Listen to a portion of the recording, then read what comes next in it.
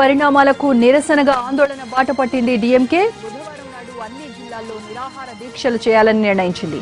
ప్రజాస్వామ్యాన్ని ఖూనీ చేశారన్న నినాదంతో ఈ దీక్షలు జరగబోతున్నాయి. అసెంబ్లీలో తాము లేకుండా బల పరీక్ష జరిపి పళనిస్వామి ప్రభుత్వం అడ్డగోలుగా అధికారంలోకి వచ్చిందని ఆరోపిస్తున్నారు డీఎంకే నేతలు. సేవ్ డెమోక్రసీ పేరుతో ఇక ప్రజల్లోకి వెళ్లి ఏదో ఒక రూపంలో ప్రభుత్వాన్ని ఇరుకున పెట్టాలని డిసైడ్ అయింది విపక్షం.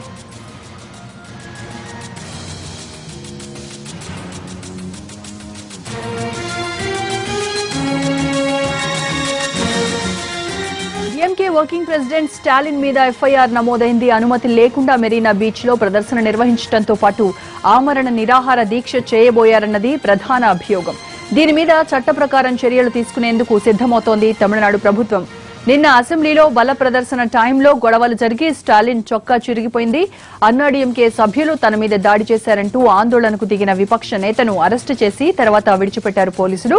ఆ కేసులో తాజాగా ఎఫ్ఐఆర్ నమోదైంది.